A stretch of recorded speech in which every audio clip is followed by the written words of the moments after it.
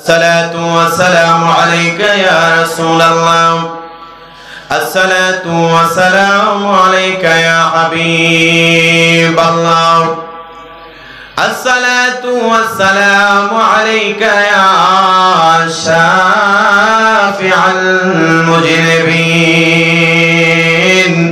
الصلاة والسلام عليك يا رحمة للعالمين اللهم صل على سيدنا محمد وعلى آل سيدنا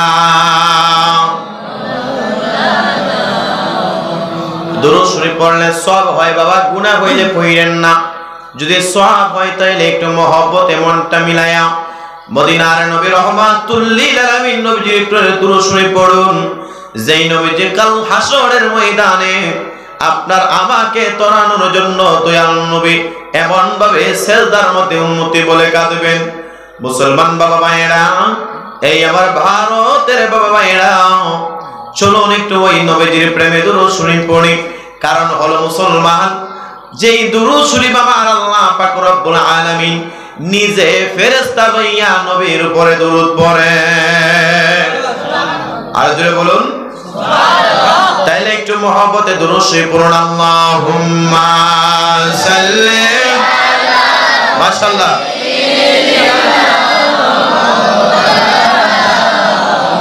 মুহাম্মাদ ওয়া আলা আলি সাইয়্যিদিনা।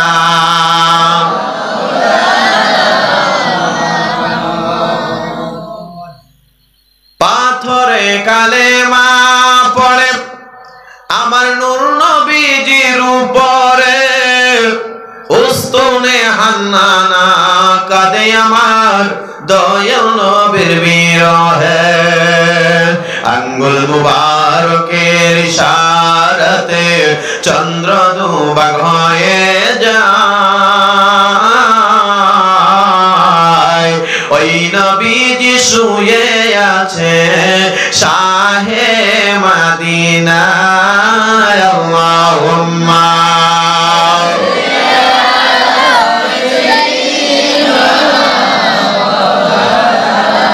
মুহাম্মদ ওয়া আলা আলি সাইয়্যিদিনা মুহাম্মদ লা ইলাহা আশিক লা ইলাহা মারহাবা লা ইলাহা লা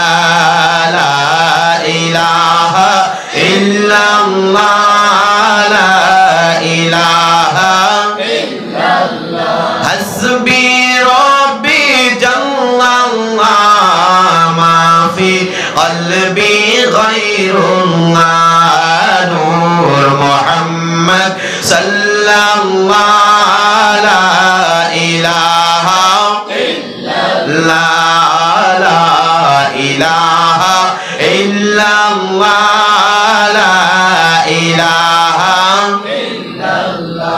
আল্লাহ কাউরে বানাইলা কালিমুল্লাহ, কাউরে বানাইলা রূহুল্লাহ।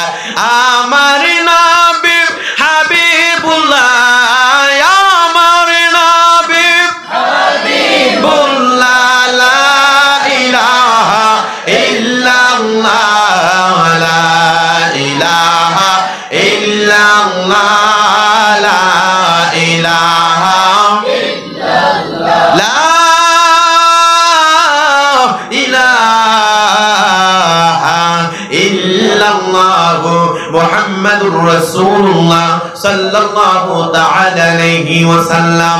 ভাইরা বন্ধুরা বাবারা, আমার আল্লাহ পাক রব্বুল আলামিন হাজার হাজার মানুষ থেকে যাচাই করে বাছাই করে যে আল্লাহ আজকের এই মাহফিলের মধ্যে বসাইলেন, ওই মাওলার একটু মহব্বতে আমরা ইসমে জাতের জিকির নিয়ে মহব্বতে ডাক দিব। বন্ধুরে আমার, জিকিরের ব্যাপারে আমার আল্লাহ কোরআনে ডাক দিয়ে বলেন বিসমিল্লাহির রহমানির রহিম ফাযকুরুনি আযকুরুকুম ওয়াশকুরুনি ওয়ালা তাকফুরুন। যে বান্দা আমি আল্লাহকে ডাক দিবে, আমি আল্লাহ ওই বান্দাকে ডাক দেব। আমার আল্লাহকে জিজ্ঞেস করলাম, আল্লাহ আপনি বান্দাকে কেমনে ডাক দিবেন? আবার আল্লাহ ডাক দিয়া বলেন, আমি আল্লাহ বান্দারে গুনাহ মাফ কইরা কইরা ডাকি। বলুন সুবহানাল্লাহ। এ মুসলমান বাবা মায়েরা, আল্লাহর নবী রাহমাতুল লিল আলামিন নবী হাদিস শরীফের মধ্যে ডাক দিয়া বলেন, লিকুল্লি শাইইন সিকালাতি ওয়া সিকালাতুল কুলুবি যিকরুল্লাহ। মদিনার নবীজি হাদিস শরীফের মধ্যে ডাক দিয়া বলেন, পাহাড় পরিমাণ গুনাহ খাতা যদি হয়ে যায়, বন্ধুরে আমার, লোহার মধ্যে যখন ময়লা লেগে যায়, সেই ময়লাটা দূর করার জন্য একটা রেত দ্বারা ঘষা দিলে মরিচাগুলো দূর হয়ে যায়। প্রত্যেকটা মানুষের শরীরে, মানব দেহের মধ্যে লতিফায়ে কলব নামের এমন একটা জায়গা রয়েছে, প্রত্যেকটা মানুষের বাম দুধের 2 আঙ্গুল নিচের মধ্যে লতিফায়ে কলব অবস্থিত রয়েছে। যদি কোনো ব্যক্তির অন্তরের মধ্যে ময়লা লেগে যায়, ওই ময়লাটা দূর করার জন্য আমার মাওলার জিকির দরকার হয়। বলুন সুবহানাল্লাহ। এ বন্ধুরে আমার, আসুন না একটু মাওলার প্রেমে মহব্বতে, প্রায় 11:30টার মতো হয়ে গেল। চলুন না ভারতের বন্ধুরা আল্লাহর নামের ইসমে জাতে জিকির করে সাবধান। জিকির আল্লাহর নাম, আল্লাহ আল্লাহর সৃষ্টিকর্তার নাম, জিকির নিয়ে ব্যঙ্গ করা যাবে না। মহব্বতে ইসমে জাতে জিকির করুন, আল্লাহ আল্লাহ আল্লাহ আল্লাহ আল্লাহ আল্লাহ আল্লাহ। তুমি মেহেরবান গো নবীজি, আপনি মেহেরবান, ও নবীজি আপনি মেহেরবান। মারহাবা। আল্লাহ আল্লাহ আল্লাহ আল্লাহ। জোরে জোরে।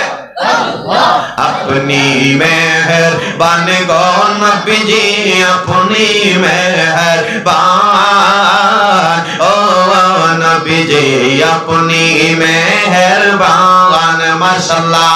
আল্লাহ আল্লাহ আল্লাহ আল্লাহ। নয়নে একবার দেখিলে জুড়াইতাম পরাণ, ও নবীজি আপনি মেহেরবান। মাশাআল্লাহ। আল্লাহ আল্লাহ আল্লাহ আল্লাহ আল্লাহ আল্লাহ আল্লাহ। দান দানে মুবারক শহীদ করলো কাফের বেঈমান, দান দান মুবারক শহীদ করলো কাফের বেঈমান। মারহাবা। আল্লাহ আল্লাহ আল্লাহ আল্লাহ। নয়নে একবার দেখিলে জুড়াইতাম পরাণ, ও নবীজি আপনি মেহেরবান। মারহাবা। আল্লাহ আল্লাহ আল্লাহ আল্লাহ আল্লাহ। লা ইলাহা ইল্লাল্লাহু মুহাম্মাদুর রাসূলুল্লাহ সাল্লাল্লাহু তাআলা আলাইহি ওয়াসাল্লাম। সকলে আল্লাহকে দেখায়া দেখায়া বলা যাবে কি আল্লাহু আকবার। আরেকটু মায়া শুনে বলুন না ইয়া রাসূলুল্লাহ। আজকে পুরাপুরিয়া ঐতিহাসিক সৈয়দ শাহ গরিব শাহ রহমাতুল্লাহি আলাইহি বাৎসরিক উরুস মুবারক ওয়াজ মাহফিলের সম্মানিত সভাপতি হযরত মাওলানা শাহ সৈয়দ ফখরুল ইসলাম সাহেব লা তুবারাকাল্লাহু তাআলা ফি হায়াতিহি, সহসভাপতি মাস্টার আবুল কালাম চৌধুরী সাহেব, প্রধান অতিথি হিসেবে যিনি রয়েছেন আমার প্রাণপ্রিয় উস্তাদের সমতুল্য, আমার বাবার সমতুল্য, যিনি অত্যন্ত শ্রদ্ধা করেন মায়া করে, হযরত মাওলানা মুহাম্মদ এমাদউদ্দিন সাহেব, সুপারিনটেন্ডেন্ট জাতুয়া আলিয়া মাদ্রাসা, বারাকাল্লাহু তাআলা ফি হায়াতিহি। সকলে জোরে বলুন আমিন। বিশেষ অতিথি হিসেবে যিনি রয়েছেন আমার শ্রদ্ধাভাজন হযরত মাওলানা আলী আহমদ সাহেব, বারাকাল্লাহু তাআলা ফি হায়াতিহি, হযরত মাওলানা এনামুল হক সাহেব, বারাকাল্লাহু তাআলা ফি হায়াতিহি, হযরত মাওলানা ফারুক আহমেদ সাহেব, হযরত মাওলানা বদরুল হক সাহেব, বারাকাল্লাহু তাআলা ফি হায়াতিহি, হযরত মাওলানা ইসলামউদ্দিন সাহেব, হযরত মাওলানা শুকুর আহমেদ সাহেব, হযরত মাওলানা আব্দুল গফুর সাহেব, হযরত মাওলানা বদরুল হক সাহেব, হযরত মাওলানা আব্দুল কালাম আজাদ সাহেব, দিগার উলামায়ে কেরাম, মসজিদ আরজগুজারের মধ্যে রয়েছে নজরুল ইসলাম চৌধুরী, মোহাম্মদ রাজু ইসলাম আহমেদ চৌধুরী সহ দিগার উলামায়ে কেরাম, উলামায়ে আহলে সুন্নাহ, পর্দার অন্তরালে মা ও বোনেরা সামনে অবস্থানরত বাবা মায়েরা, সকলের প্রতি জাহিদুল ইসলাম ফারুকীর পক্ষ থেকে শান্তির বাণী। আসসালামু আলাইকুম ওয়া রাহমাতুল্লাহি ওয়া বারাকাতুহু। ভাইরা আমার, রাত্র খুব গভীর হয়ে যাচ্ছে, বিশেষ করে সাবজেক্ট ভিত্তিক আলোচনা করার জন্য আমাকে অনুরোধ করা হয়েছে। আসুন আমরা আল্লাহ পাক রব্বুল আলামিনের কোরআন শরীফ তেলাওয়াত করে, বিশেষ করে আজকের এই প্রোগ্রামটা আসতে পেরে আমরা খুশি না বেজার? এটা আসতে বলতে হবে, খুশি না বেজার? আরে হাজার হাজার মানুষ থেকে যাচাই করে বাছাই করে যে আল্লাহ, এই মুহূর্তে কিছু মানুষ গান শুনতেছে, কিছু মানুষ ঘুমাইতেছে, কিছু মানুষ সুদে যুক্ত, কিছু মানুষ ঘুষে যুক্ত, কিছু মানুষ হারাম কাজে যুক্ত, কিছু মানুষ মদে যুক্ত, কিছু মানুষ অন্যায় অপরাধে যুক্ত, কিছু মানুষ তাহাজ্জুদ ইবাদতে যুক্ত, কিছু মানুষ নামাজে যুক্ত, কিছু মানুষ লেখাপড়ায় যুক্ত, কিছু মানুষ সিনেমায় যুক্ত। এর থেকে যে আল্লাহ তাআলা আজকের এই মাহফিলে আপনাকে আমাকে বসাইছেন, সেই শুকরিয়া তান জুড়ে বলুন আলহামদুলিল্লাহ। পেছনে তারা একটু জোরে বলুন আলহামদুলিল্লাহ। ভাইরা, বন্ধুরা, বাবারা, যেহেতু একজন ওলির মুকামের মধ্যে মাহফিল, বন্ধুরে আমার, আল্লাহর ওলিদের পাওয়ার সম্পর্কে আমার আল্লাহ চমৎকার ভাষায় কোরআনে ডাক দিয়ে বলেছেন। তার মধ্যে আবার হাদিসেও আমার আল্লাহ পাক রব্বুল আলামিন হাদিসে কুদসির মধ্যে জানায় দিয়েছেন। বন্ধুরে, আল্লাহ নবী রাহমাতুল লিল আলামিন নবীজি তিনার নবুয়তের পরে तमाम পৃথিবীর মধ্যে আমার আল্লাহ ওলি আউলিয়াদের দ্বারা পৃথিবীর মধ্যে বেলায়েতি যুগ আমার আল্লাহ চালু করে দিয়েছেন। মা কানা মুহাম্মাদুন আবা আহাদিন মির রিজালিকুম ওয়ালাকিন রাসূলুল্লাহি ওয়া খাতামান নাবিয়্যিন। আমার নবী রাহমাতুল লিল আলামিন নবীজির পরে আর কোন নবী রাসূল পৃথিবীর যুগে আসবে না। আমার আল্লাহ পাক রব্বুল আলামিন ওই নবীর পরে যে সময়টা রয়েছে, প্রত্যেকটা সময়ে সময়ে আমার আল্লাহ বেলায়েতি যুগ চালু করে দিয়েছেন। এ বন্ধুরে আমার, আল্লাহর নবীর পরে সময়টা হইল বেলায়েতি যুগ। সেই বেলায়েতি যুগে আজকে আমরা বসলাম হযরত গরিবুল্লাহ সাহেব রহমাতুল্লাহি আলাইহির মাজার প্রাঙ্গণে। আমার আল্লাহ পাক রব্বুল আলামিন কোরআনে চমৎকার ভাষায় ওলির সম্পর্কে ঘোষণা দিয়েছেন, আলা ইন্না আউলিয়া আল্লাহি লা খাউফুন আলাইহিম ওয়া লা হুম ইয়াহজানুন। ওলির ব্যাপারে আল্লাহ কোরআনে বলেছেন, হাদিসের মধ্যে আমার আল্লাহ হাদিসে কুদসির মধ্যে জানাই দিলেন, মান আদালি ওলিয়ান ফাকাদ আযানতুহু বিল হারব। আমার আল্লাহ জানাই দিলেন, আমি আল্লাহর বন্ধু যারা হয়ে গেল, প্রেমিক বান্দা যারা হয়ে গেল, তাদের সাথে যারা বেয়াদবি করবা, আমি আল্লাহ যুদ্ধের ডিক্লার দিয়ে দিলাম। এ মুসলমান বাবা ভাইরা, আমার আল্লাহ যদি কোনো ব্যক্তির উপরে, কোনো সাধারণ মানুষের উপরে, বান্দার উপরে যুদ্ধের ডিক্লার দিয়ে দেয়, ওই ব্যক্তিটার আর কোনো পালানোর রাস্তা পাওয়া যাবে আছে? আল্লাহর সাথে যুদ্ধ করার মতো পৃথিবীর মধ্যে কেউ নাই। এ বন্ধুরে আমার, আল্লাহর ওলিদের ব্যাপারে কি চমৎকার ঘটনা রয়েছে মুসলমান। নবীগণের মধ্যে যদি কোনো অলৌকিক ঘটনা হয় নবীগণের দ্বারা, সেইটাকে বলা হয় মুআজিজা। আর ওলিগণের মাধ্যমে যদি কোনো অলৌকিক ঘটনা প্রকাশ পায়, সেইটার নাম হইল কারামত। এ বন্ধুরে আমার, যুগে যুগে অসংখ্য অগণিত ওলি আউলিয়ারা পৃথিবীর মধ্যে আমার আল্লাহ পাঠিয়েছেন। সকলে জানেন, জানা ঘটনা, আমাদের বাংলাদেশের মধ্যে 360 জন ওলি আউলিয়ার আগমন ঘটেছে। এই 360 জন ওলি আউলিয়ার মধ্যে একজন লিডার, যিনার নাম হইল হযরতে শাহজালাল ইয়ামিনী রাহমাতুল্লাহি আলাইহি। তিনি সেই ইয়ামেন দেশ থেকে 360 জন ওলি আউলিয়া নিয়া সুরমা নদী পাড়ি দিয়া যাই নামাজে বাংলাদেশের মধ্যে তিনি রওনা করেছেন ইসলাম প্রচার করার জন্য। একবার আওয়াজ দিয়ে বলা যাবে কি সুবহানাল্লাহ। এ বন্ধুরে আমার, আজকে আমার বাবা শাহজালাল রহমাতুল্লাহি আলাইহি সফর সঙ্গে আমার বাবা শাহজালাল রহমাতুল্লাহি আলাইহি তিনার সম্পর্কে ভাগিনা, তিনার নাম হইল হযরতে শাহপুরান রহমাতুল্লাহি আলাইহি। তিনার দরবারের একটা আলোচনা শুইনা যান মুসলমান। এ বন্ধুরে আমার, বাংলাদেশের রিসেন্ট একটা ঘটনা ঘটেছে। একটা 5 জন ব্যক্তি তারা নিয়ত করলেন, 5 জন ব্যক্তির মধ্যে 4 জনের নিয়ত হইল আল্লাহর ওলি হযরতে শাহপুরান রহমাতুল্লাহি আলাইহির মাজার জিয়ারত তারা করতে যাবে। এ বন্ধুরে, মাজার জিয়ারত করা 100% জায়েজ, কিন্তু মাজারে পূজা দেওয়া অর্থাৎ মাজারে সেজদা দেওয়া 100% হারাম। জোরে বলুন ঠিক না বেঠিক? সুন্নিরা মাজারে সেজদা দেয় না, জিয়ারত করে। যারা মাজারে সেজদা দেয় তারা বোকা মানুষ, মূর্খ। ইসলামের জ্ঞান তাদের নাই। কথা বলে, ইসলামের জ্ঞান আছে? একটা মানুষ কোরআন পড়ছে, হাদিস পড়ছে, তার ভিতরে ন্যূনতম ইসলামের জ্ঞান আছে, এই ব্যক্তিটাকে কোনোদিন মাজারে সেজদা দিবে? যারা দেয় তাদের মূর্খ, তারা জ্ঞান জ্ঞানহীন, তারা বুঝে না। একটা মানুষের কারণে একটা জামাত আহলে সুন্নাত ওয়াল জামাত প্রশ্নবিদ্ধ হয়। ভাইয়ের আমার, এই ধরনের লোকদেরকে আমার আল্লাহ পাক রব্বুল আলামিন হেদায়েত নসিব করুন, জোরে বলুন আমিন। হে মুসলমান বাবা ভাইয়েরা, একটু খেয়াল করবেন, মাজার জিয়ারতে জায়েজ আছে, মাজার জিয়ারতে যাওয়া জায়েজ আছে। বন্ধুরে আমার, বলবেন হুজুর কেমনে জায়েজ আছে? মাজার জিয়ারতে কি হয়? ওইখানের মধ্যে সূরা ফাতিহা পড়া হয়, সূরা ইখলাস পড়া হয়, দুরূদ শরীফ পড়া হয়, পড়া ওইখানে আল্লাহর ওলির উসিলা দিয়ে দোয়া করা হয়। এ বন্ধুরে, 5 জন ব্যক্তি তারা নিয়ত করলেন সিলেটে হযরত শাহজালাল শাহপুরান রাহমাতুল্লাহি আলাইহির মাজারে তারা জিয়ারত করবে। এর মধ্যে 4 জন ছিলেন বড় আশিকে রাসূল, এর মধ্যে একটা ব্যক্তি ছিলেন আল্লাহর ওলিদের মাজার টাজার তারা বিশ্বাস করতো না। তারা কি মনে করতো জানোনি?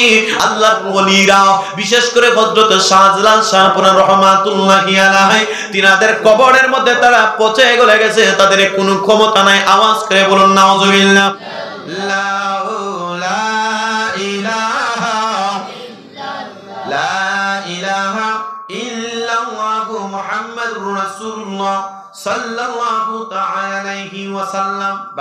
সকলের পরিস্থিতি বুঝতে পারছেন, বক্স সাউন্ড শোনা যাচ্ছে, আল্লাহর রহমতে।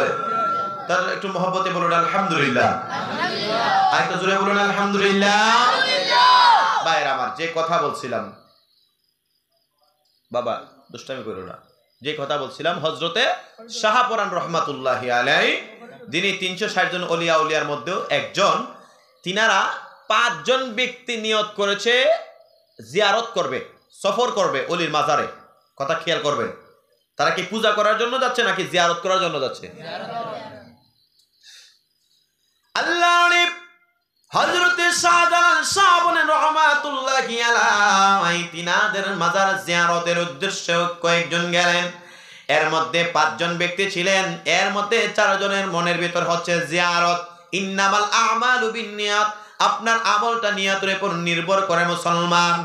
এ বন্ধুরে আমার, এই 4 জনের মধ্যে ভালো নিয়ত, একজনের মধ্যে খারাপ নিয়ত।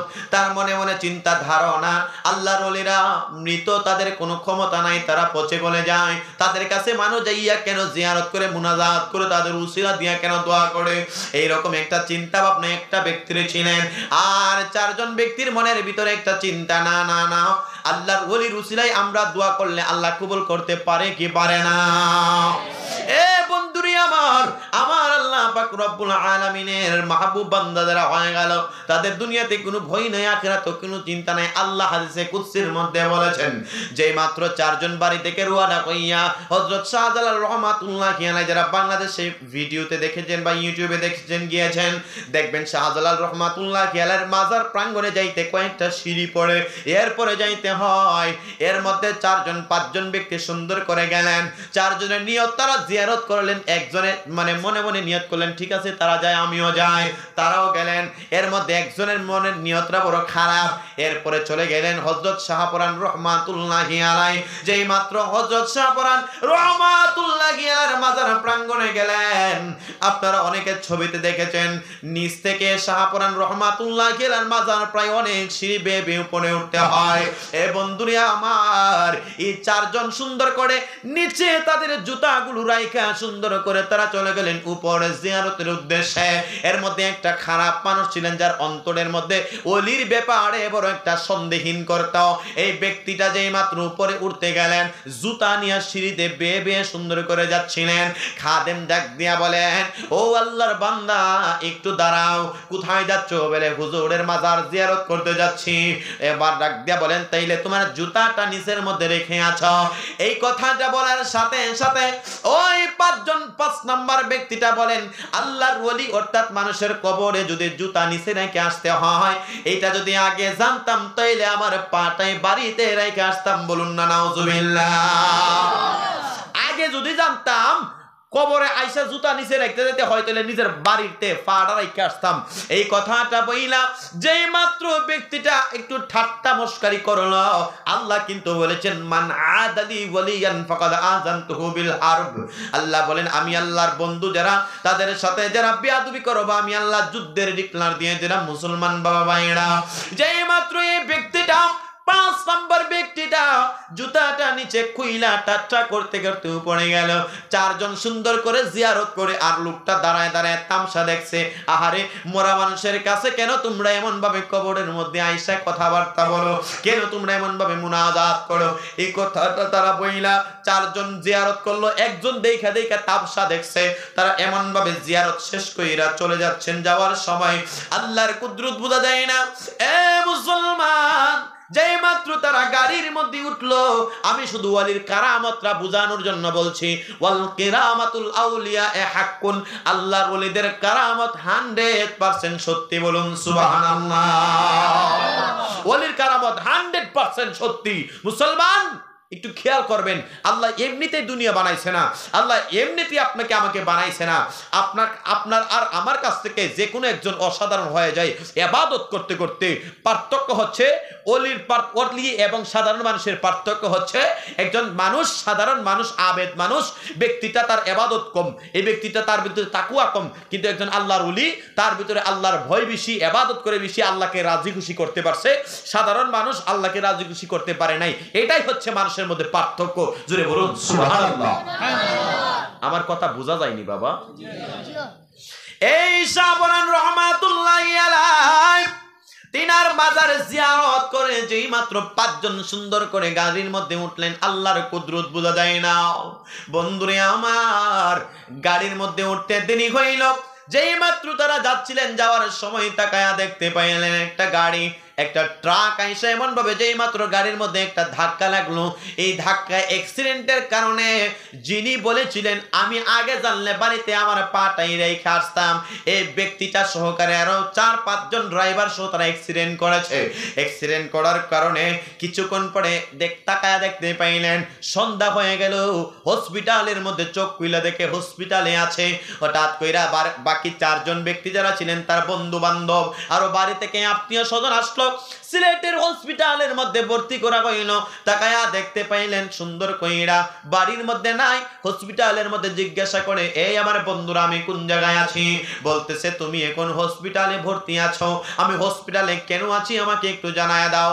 বলতেছে আমরা যখন শাহপরান রহমাতুল্লাহি আলাইহির মাজার থেকে আমরা জিয়ারত করে আসছিলাম, একটা ট্রাক আইসা আমাদেরকে এমন ভাবে ধাক্কা মারে।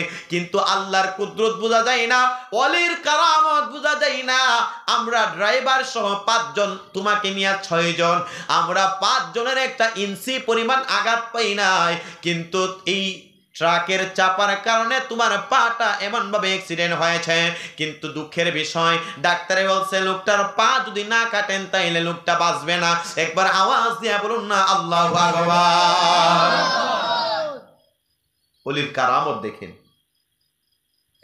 এমন ভাবে যে মাত্র লোকটা তাকায়া বুঝতে পাইলেন তার হাঁটু পর্যন্ত কেটে ফেলে দেওয়া হয়েছে। লোকটা আশ্চর্য হইয়া জিজ্ঞেস করেন সত্যি নাকি? বলে হ্যাঁ। এই ব্যক্তিটা উঠতে পারে না। বাকি 6 জনের মধ্যে ড্রাইভার সহকারে তারা 5 জন, 6 জন অ্যাক্সিডেন্ট করেছে। 5 জন অসুস্থ অবস্থায়, একজন অসুস্থ হয়ে গেল, কিন্তু তার পাটা কেটে ফেলে দেওয়া হয়েছে। এই ব্যক্তিটা ডাক দিয়া বলেন, এই আমার বন্ধুরা তোমরা জানো নি আমার একটা বেয়াদবির ফল এইটা মূলত অ্যাক্সিডেন্ট নয়। এটা হইল আমি মাজার জিয়ারতে যখন গিয়েছিলাম, আমাকে খাদেম সাহেব বলেছিল জুতা খুলে আপনি মাজার জিয়ারত করতে যান। আমি বলেছিলাম আগে যদি জানতাম আমার পাটাই আমি জমিনে রেখে আসতাম, বাড়িতে রেখে আসতাম। আমার মনে হচ্ছে একজন ওলির সাথে বেয়াদবির ফল আমার আল্লাহ ডাইরেক্টলি দেখায় দিয়েছেন। একবার আওয়াজ করে বলা যাবে কি আল্লাহু আকবার। এ মুসলমান বাবা ভাইরা, একটা জিনিস খেয়াল করবেন, আল্লাহ আপনাকে আমাকে এমনিতেই দুনিয়াতে পাঠাই নাই, যে কোনো একটা উদ্দেশ্য নিয়ে আমার আল্লাহ পাক রব্বুল আলামিন পাঠিয়েছেন। মুসলমান বাবা ভাইরা, আজকের এই হযরতে গরিবুল্লাহ শাহ রহমাতুল্লাহি আলাইহি মাজার প্রাঙ্গণে আজকে ওয়াজ মাহফিল, এই ভারতের জমিনে আমি আপনাদের কাছ থেকে জানতে চাই আল্লাহর ওলিদের ক্ষমতা আছে কিনা নাই? আর জোরে বলুন আছে কিনা নাই? আওয়াজ দিয়ে বলেন কি করায় দেয়? আমার খাদেম যখন আমাকে উযু করায় দেয়, আমি আমার রুমে চলে যাই, আমার আল্লাহ পাক রব্বুল আলামিন একটি কুদরতি বাহন পাঠায়া দেয়, সেই বাহন পাঠানোর কারণে আমি চলে যাই খানে কাবা শরীফে, ওইখানে যাই আমি ফজর নামাজ আদায় করি। ফজর নামাজ আদায় কইরা খানে কাবা শরীফে বৈশা কতক্ষণ পর্যন্ত আল্লাহর ইবাদত কইরা আমি মুরাকাবা মুশাহাদা কইরা শেষ পর্যন্ত আবার যুহর নামাজ আমি আমার দরবারে পড়ি। সুবহানাল্লাহ। আর জোরে বলুন সুবহানাল্লাহ। এটা আল্লাহর ওলিদের কারামত। এই মুসলমান, বাংলাদেশে, ভারতে, পাকিস্তানে অনেক সময় দেখা যায় সঠিক আল্লাহর ওলি নাকি ভণ্ড আল্লাহর ওলি, তাদেরকে চিনা বড় দায়। কেন? যেই জিনিস যত আসল তার নকল তত বাহির হয়। কথা বলেন না কেন? এ মুসলমান বাবা ভাইয়েরা, হযরতে মনসুর হাল্লাজ রাহমাতুল্লাহি আলাইহি তাযকিরাতুল আউলিয়ার মধ্যে কিতাবের আলোচনাটা লুকানো রয়েছে। হযরতে মনসুর হাল্লাজ রাহমাতুল্লাহি আলাইহি তিনি কি করলেন? তিনি আরেকজন খাদেম ছিলেন যার নাম হইল মাআরি। মাআনি একজন খাদেম ছিলেন। সেই মাআনি খাদেম জায়গায় জায়গায় শুধু যেই জায়গার মধ্যে যাইতো মুর্শিদের প্রেমে গজল গাইতেন, মুর্শিদের প্রেমে শুধু গান গাইতেন, মুর্শিদের প্রেমে গজল গায় আর গান গায়, মানে এক বেকারে লোকটা ইবাদত করে পাশাপাশি শুধু মুর্শিদের প্রেমে পাগল হয়ে যায়। এ মুসলমান বাবা ভাইরা, এমন ভাবে শুধু মুর্শিদ মুর্শিদ জপে লোকটাকে হঠাৎ করে এলাকার কিছু মানুষ তাকে নিয়ে গেলেন রাজার দরবারে। দাইয়া ডাক দিয়া বলেন, ও রাজা, এই যে ব্যক্তিটা রয়েছে মাহারি, এই লোকটা শুধু মুর্শিদের প্রেমে গজল গায়, মুর্শিদ কালীর মুর্শিদ মুর্শিদ করে, নামাজও পড়ে, ইবাদতও করে, আর নামাজ ইবাদতের পাশাপাশি শুধু মুর্শিদের প্রেমে পাগল হয়ে যায়। মুর্শিদে তুমি বিনে এই জগতে বান্ধব আমার কেহ নাই, মুর্শিদ তুমি বিনে এই জগতে বান্ধব আমার কেহ নাই। খুঁজতে যাইয়া আল্লাহ নবী সামনে পাইলাম মুর্শিদের ছবি গো, ওরে আমার যাহাই আছে সব দিলাম, যাহাই আছে সব দিলাম, আমার বলতে কিছু নাই, আমার কেহ নাই, দয়াল তুমি বিনে এই জগতে বান্ধব আমার কেহ নাই। বন্ধুরি আমার, আমি জানি না আমার ওয়াজ কেমন লাগতেছে আপনাদের কাছে। আপনি যদি একজন কামিল পীর মুর্শিদের কাছে বায়াতে রাসূল গ্রহণ করেন, এই কামিল পীর মুর্শিদ আপনাকে কিছু তবকা, কিছু স্তর আপনাকে দেখাই দেবে। সেই স্তরগুলা হইল কলব কি জিনিস, লতিফায়ে কলব জিনিস, সের আকসফা কি জিনিস, মুরাকাবা মুশাহাদা কি জিনিস, ফানাফিল্লাহ বাকাবিল্লাহ কি জিনিস। এই যে কিছু গোপন তথ্য রয়েছে আল্লাহর ওলির কাছ থেকে, আল্লাহর ওলি দিয়া এমন ভাবে নবী পর্যন্ত নবী দেখার একটা মেডিসিন হইল। এ মুসলমান, যেই মাত্র এই মুরিদরা মাহারি মুরিদরা তিনি কি করলেন? যে কোন জায়গায় যায় শুধু মুর্শিদের প্রেমে গজল গায়, গান গায়। হঠাৎ কইরা এলাকার মানুষ তারা কি করলো? এই মাইকটা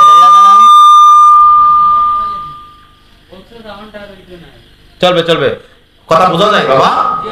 এই ব্যক্তিটা যেই মাত্র সব জায়গায় শুধু পাগলের মতো মুর্শিদের নাম লয়, হঠাৎ কইরা কিছু মানুষ তারা দইরা রাজার কাছে নিছে। ও রাজা, এই ব্যক্তিটা ইবাদত করে বলো ঠিক আছে, সুন্দর ভালো মানুষ ছিল, কিন্তু ইদানিং দেখা যায় কালী মুর্শিদের প্রেমে পাগল হয়। আমি আপনাদের কাছ থেকে জানতে চাই, একটা ছেলে একটা মেয়ের প্রেমে পইরা 20 লাগে, ফাঁসি লাগে, আছে কিনা? নাই? আসেনি? আসেনি? একটা ছেলে একটা মেয়ের প্রেমে পইরা, বাংলাদেশের একটা ঘটনা, ইউটিউবার ভাইয়েরা একটু রেকর্ড করো ব্যাপারটা। বাংলাদেশের একটা আলোচনার এখন বর্তমান সমালোচনা টপ লেভেলের, বিশ্বের বাংলা ভাষাভাষী যারা, তারা সকলে দেখে আশ্চর্য হয়ে গেছে। ফেসবুকের মাধ্যমে একটা ছেলে একটা মেয়ের, একটা ছেলের নামের আইডি খুলছে একটা মেয়ে, আর একটা মেয়ের নামের আইডি খুলছে মেয়ে। তাদের ফেসবুকে ছেলে মেয়ের আইডি খুললে অনেকে হিজড়া আছে না, যে ছেলে হইয়া মেয়ের নামের আইডি খুলে, আসেনি? এই একটা মেয়ে আর একটা মেয়ে, এর মধ্যে দুইটা মেয়ে একটা ছেলের নামে আইডি খুলছে মেয়ে হইয়া, আর একটা মেয়ের নামে আইডি খুললা, তারা এমনি প্রায় 2 বছর প্রেম করছে। কয় বছর? এখন একটা সময় তারা নিয়ত করছে দেখা করবে। কি করবে? দেখা করবে। এর দেখা কইরা গিয়া দেখে দুনুডাই মায়া, দুনুডাই মেয়ে। এখন করছে কি, একটার নাম হচ্ছে বিলকিস আর একটার নাম হচ্ছে আখি। একটার বাড়ি হচ্ছে বাংলাদেশের সেই নোয়াখালী, আর একটার নাম বাড়ি হচ্ছে টাঙ্গাইল। তো দুইটার বাড়ি প্রায় 200 কিলোমিটার দূরে। এবং তারা যখন ঢাকাতে দেখা করছে দুটা মেয়া, মায়া হওয়ার কারণে ভালোবাসা কি কমছে নি? ভালোবাসা কমে নাই, মনের ব্যাপার, মনের। কিন্তু এক পর্যায়ে দেখা গেছে এই দুটা মেয়ে সিদ্ধান্ত নিছে, ঠিক আছে এখন আমরা যেহেতু ভুল কইরাম, দুজনে মেয়েই প্রেম করছি, আমরা মরলেও একসাথে মরমু, বাঁচলেও একসাথে মরমু, আমরা দুজন মেয়ে মেয়ে বিয়ে করবো। এটা কিন্তু বাংলাদেশের ঘটনা। এখন এক পর্যায়ে এই দুটো মেয়ে তারা বিয়ে করছে। নাউজুবিল্লাহ বলতেন না? আমি আশ্চর্য হয়ে আমি মনে মনে নিজের প্রশ্ন করি, এটা কোন হুজুরটা মেয়ে মেরে বিয়ে পড়াইছে? যাই হোক, বিয়ে পড়াইলো, সত্য ঘটনা কিন্তু। বিয়ে পড়াইছে, তারা গার্মেন্টসে চাকরি নিছে, দুইজনে একসাথে বাসা কইরা থাকে। এখন থাইকা তারা এখন জামাই বউ, ওনা আল্লাহ জানে জামাই কোনটা বউ কোনটা। এভাবে থাকতে থাকতে বাড়িতে খোঁজ খবর হয়েছে যে এক মেয়ে আরেক মেয়ে বিয়ে করছে, দুনো ফ্যামিলি যাই না তাদেরকে দুই হানে নিচ্ছে।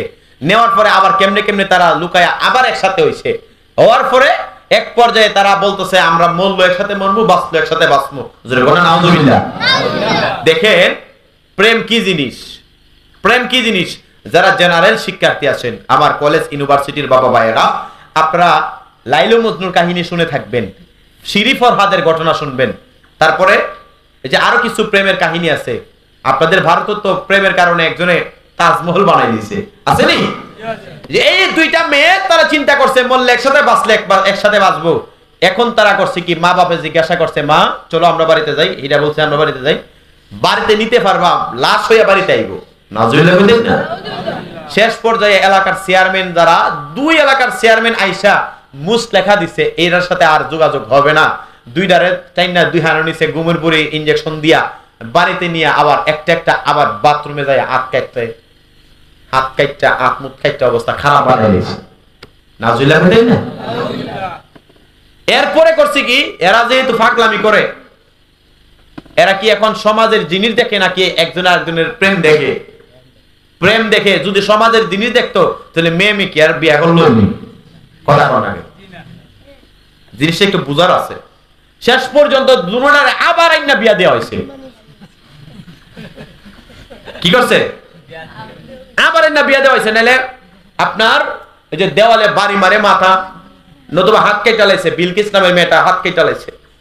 আমি কোন জিনিসটা আপনাদেরকে বুঝাতে চাচ্ছি, যে যার প্রেমে পাগল হয় সে আর সমাজ কি জিনিস, রাষ্ট্র কি জিনিস, পরিবার কি জিনিস সেটা দেখে না।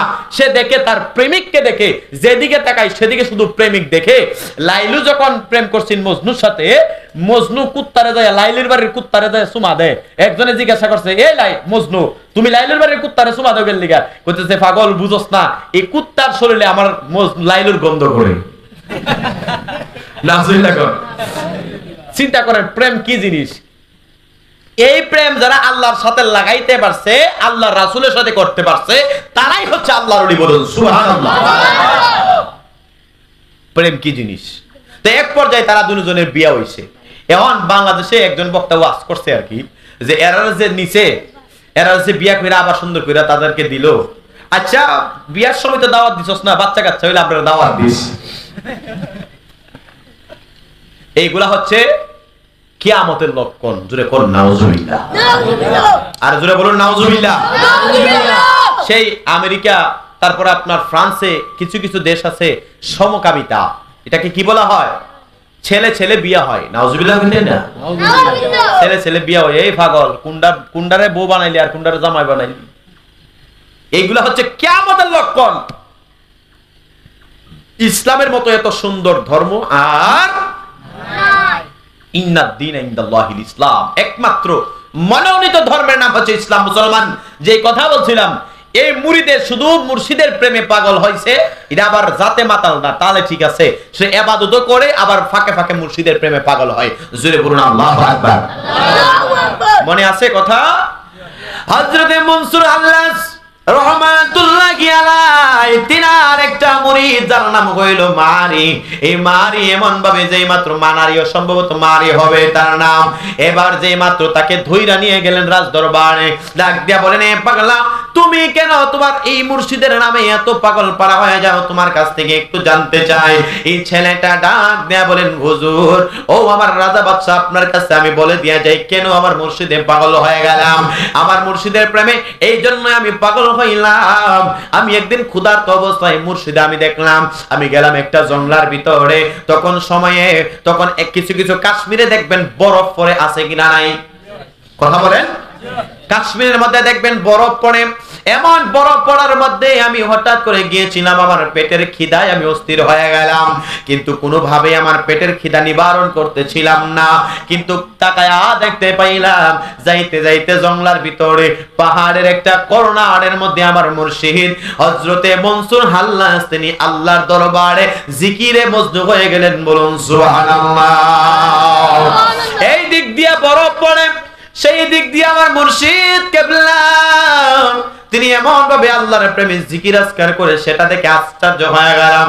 ওইখানের মধ্যে আমিও জিকিরের মধ্যে সুন্দর করে আমি তিনার সাথে ছিলাম, জিকির শেষ করলাম, শেষ করার পরে মনসুর হাল্লাজ আমার মুর্শিদ কেবলা জায়গায় বাবারে তুমি এই পাহাড়ের মধ্যে এই জঙ্গলার মধ্যে কেন আসলা? ডাক দিয়া বলেন হুজুর আমি একটা কাজের জন্য এসেছিলাম, কিন্তু আইসা আমার পেটের খিদা আমার বড় আশ্চর্য হয়ে গেলাম, খিদার কারণে আমি মনে হয় এই মুহূর্তে আমি মারা যাব। আমার মুর্শিদ কেবলা হযরতে মনসুর হাল্লাজ ডাক দিয়া বলেন পাগলা রে তুমি এক কাজ করো, ওইখানে দেখো একটা গাছের নিচে একটা এমন ভাবে জায়নামাজ আমার আরেকটা আছে, সেই জায়নামাজের নিচ থেকে দেখো সেখানে কিছু খাবার আছে, সেই খাবারটা বিসমিল্লাহ বলে হাতটা রাখবা, সাবধান জায়নামাজটা তুমি উল্টাইবা না, বিসমিল্লাহ করে হাত রাখিয়ে এখানে যেই খাবার পাইবা সেই খাবারটা আমার সামনে তুমি খাইবা, বলুন সুবহানাল্লাহ। এই খাদেম তিনি কি করলেন, সুন্দর করে ওই খানের মধ্যে গেলেন, যাইয়া একটা জায়নামাজ পড়ে আছে, সেই জায়নামাজের নিচে বিসমিল্লাহির রহমানির রহিম বইলা হাতটা দিতে তিনি কইল রে তাকায়া দেখতে পাইলেন মনে হচ্ছে এই মুহূর্তে একটা শশা চিনেন নি বাবা, চিনেন আমরা সবজির মধ্যে যে শশা খাই, এই শশা মনে হচ্ছে এখানে কেউ এনে রেখে দিয়েছে, সেই শশাটা তিনি খেলেন, খাওয়ার পরে ডাক দিয়া বলেন হুজুর বেয়াদবি ক্ষমা করবেন, ও আমার মুর্শিদ কেবলা সেই শশাটা কোন জায়গা থেকে এসেছে? বলতেছে কেন কি হয়েছে? বলেন হুজুর আমার জীবনে যত খাবার আমি খাইলাম শশা তো পানির মতো হয়, কিন্তু এই খাবারটা আমার মনে হচ্ছে একটু ভিন্ন ধরনের খাবার। আল্লাহর ওলি মনসুর হাল্লাজ ডাক দিয়া বলেন পাগলা এই শশাটা দুনিয়ার কোন শশা না, আমার আল্লাহ পাক রব্বুল আলামিন আমি আল্লাহর দরবারে বললাম আল্লাহ আমার খাদেম শশা আমার খাদেম খাবার খাওয়ার জন্য বড় অস্থির হয়ে আছে, আল্লাহ আপনি একটা খাবারের ব্যবস্থা করে দিন। আমার আল্লাহ জান্নাতি খাবার শশা এখানের মধ্যে যাই নামাজের নিচে সুন্দর করে আল্লাহ রিজার্ভ করে দিয়েছে। আরো জোরে বলুন সুবহানাল্লাহ। ওলিদের কারামত সত্য বাবা, সত্য ওলিদের কারামত পাওয়ার আল্লাহ দিছে, না দিলে আল্লাহর ওলিরা এই কাজ করতে পারতো না। এ মুসলমান বাবা ভাইরা হঠাৎ কইরা মনসুর হাল্লাজ ডাক দিয়া বলেন পাগলা রে খাইছো বলে হুজুর পেট ভরছে বলে ভরছে, ঠিক আছে তুমি বাড়ি চলে যাও।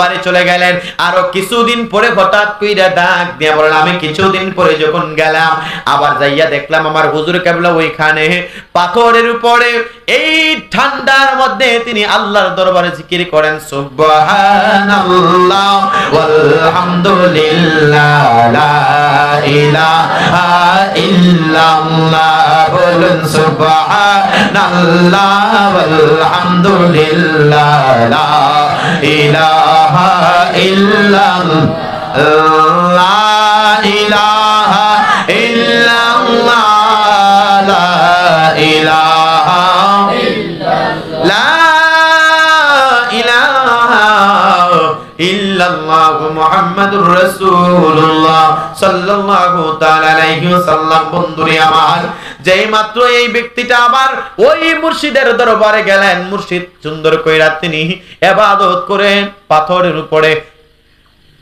এমন ভাবে যেই মাত্র পানি পড়ে কি বলে এটারে বরফ পড়তেছে, সেখানে তিনি ইবাদত করেন। যাইয়া আবার ইবাদত শেষ হওয়ার পরে বলেন, হুজুর আপনার কাছে একটা আরজি নিয়ে আমি আসলাম। বলেন, বাবারে কি আরজি তুমি নিয়ে আসলা? এই খাদেমটা কেন মুর্শিদের নাম বেশি বেশি জপে, এই কারণে তার এই ঘটনাটা সে বলতেছে রাজার কাছে। বলতেছে, আমি যখন আবার গেলাম, যাইয়া আমার মুর্শিদ কেবলা ইবাদত শেষ করার পরে বললাম, হুজুর আমার একটা অনুরোধ আছে। বলে, বাবা কি অনুরোধ? আমি বড় গরিব মানুষ, আমার কিছু পুঁজি নাই, কোনো কিছু নাই, আমি ব্যবসা বাণিজ্য করার মতো কোনো ক্ষমতা আমার নাই। আপনি যদি আমাকে কিছু একটা পুঁজির ব্যবস্থা করে দিতেন, আমি ইবাদত করতাম, পাশাপাশি আমি ব্যবসা বাণিজ্য করে আমার সংসারটা চালাইতাম। মুসলমান বাবা ভাইয়েরা, কেন আমরা ওলির দরবারে দৌড়াই? কেন আমরা ওলিকে বড় তাজিম করি, সম্মান করি, মাজার জিয়ারত করি? হঠাৎ কইরা বলতেছেন, আমি তাকাইয়া যে মাত্র আমার মুর্শিদ কেবলার কাছে এই কথাটা বলতে তিনি কইলো, আমার হুজুর বলেন, পাগলা রে, তুমি আগের যে যাই নামাজের নিচ থেকে শশা তুমি খেয়েছিলে, সেই এই যাই নামাজ নিচে যাইয়া দেখবা কিছু অর্থ আছে, কিছু স্বর্ণ অলংকার রয়েছে, সাবধান, যদি তুমি লুপ করো তোমার ক্ষতি হবে। সেইখানে যাইয়া যাই নামাজ থেকে তুমি এক খাবলাই তোমার যতটুকু হয় সেইগুলো তুমি নিবা, নিয়া এগুলো বিক্রি করে তুমি এমন ভাবে ব্যবসার জন্য রওনা হয়ে যাইবা। একবার আওয়াজ করে বলা যাবে কি সুবহানাল্লাহ। আল্লাহ তাআলা কোরআনে বলেন, وَأَحَلَّ اللَّهُ الْبَيْعَ وَحَرَّمَ الرِّبَا। আল্লাহু আকবার। এ মুসলমান, যারা সুদ খায়, যারা মদ খায়া, যারা মদ বিক্রি করে, তারা তো টাকা ইনকাম করে না? আর যারা দুধ বাজারে বিক্রি করে, তারা তো টাকা ইনকাম করে। তাহলে দুটো টাকা কি সমান হয়েছে? কথা বলেন, সমান হয়েছে? সম্মান নিয়া একদিন বাঁচাটা যথেষ্ট, আর অসম্মান হইয়া 1000 বছর বাঁচার কোনো দরকার নাই। ঈমান নিয়া যদি একদিন বাঁচতে পারেন, সেই ঈমানের দাম আছে। বেঈমান হইয়া সারা বছর আপনি বাঁচেন, কোনো লাভ নাই। আল্লাহ কোরআনে বলছেন, ওয়া আহাল্লাল্লাহুল বাইআ ওয়া হাররামার রিবা। আল্লাহ ব্যবসারে হালাল করছেন, সুদরা হারাম করছেন। সুদের লেনদেন আপনাদের ভারতে আসেনি বাবা? আয় হায় হায়, এই সুদরে আল্লাহ হারাম করেছেন। যে কথা বলছিলাম, তো উনি কি করলেন? যাই নামাজ থেকে এক খাবলা, যিনি পিসাব মনসুর হাল্লাজে যেমনি বলছে, এক খাবলা নিছেন, নিয়া সুন্দর করে হুজুর কাছে দোয়া চাইছেন, হুজুর দোয়া করবেন, আমি ব্যবসার জন্য রওনা হয়ে গেলাম। পিসাবে দোয়া করেছেন, মুরিদকে চলে গেল। এই ব্যবসা করতে করতে করতে করতে এই অল্প কিছু টাকা নিয়া তিনি ব্যবসা করতে করতে করতে করতে এক পর্যায়ে তিনি এলাকার বিরাট বড় একজন ধনী হয়ে গেলেন। বলুন সুবহানাল্লাহ। ব্যক্তিটা ধনী কেমন ধনী হইলেন? তিনি হালাল তরিকায় ব্যবসা করেছেন। ব্যবসা করা সুন্নত, ব্যবসা করা নবীর সুন্নত, ব্যবসা করা সাহাবায়ে কেরামের সুন্নত, ব্যবসা করা ইমামগণের সুন্নত, ব্যবসা করা আমার মদিনার নবীজির বাবার সুন্নত, ব্যবসা করা আমার নবীজির নানার সুন্নত, ব্যবসা করা আমার নবীজির দাদার সুন্নত। বলুন সুবহানাল্লাহ। ব্যবসা করা আমার নবীজির স্ত্রী, আমার সকলের মা জননী খাদিজাতুল কুবরা রাদিয়াল্লাহু তাআলা আনহা, তিনিও ব্যবসা করেছেন। বর্তমান সময়ের ব্যবসার মতো নয়। বলবেন, হুজুর আমি ব্যবসা করি, আমার ব্যবসার মধ্যে উন্নতি হয় না কেন? মুসলমান, আপনিও ব্যবসা করেন। হযরত খাদিজাতুল কুবরা তিনিও ব্যবসা করেছেন। মুসলমান, আপনিও ব্যবসা করেন। হযরত উসমান জিন নুরাইন তিনি ব্যবসা বাণিজ্য করেছেন। মুসলমান, আপনিও ব্যবসা করেন, আমিও ব্যবসা করি। হযরত আবু বকর সিদ্দিক তিনিও ব্যবসা করেছেন। মুসলমান, আপনিও ব্যবসা করেন, আমিও ব্যবসা করি। হযরত আবু বকর সিদ্দিক, হযরত উমর রাদিয়াল্লাহু তাআলা আনহু তিনিও ব্যবসা করেছেন। মুসলমান, আপনিও ব্যবসা করেন, আমিও ব্যবসা করি। হযরত আমার দয়াল নবীজির নানা আব্দুল ওয়াহাব তিনিও ব্যবসা বাণিজ্য করেছেন, আপনিও ব্যবসা বাণিজ্য করেন। মুসলমান, আপনিও ব্যবসা বাণিজ্য করেন, আমরাও করি। আমার দয়াল নবীজির আব্বাজান হযরত খাজা আব্দুল্লাহ তিনিও ব্যবসা বাণিজ্য করেছেন। তাদের ব্যবসা বাণিজ্য আর আমাদের ব্যবসা বাণিজ্য কি সমান হয়েছে?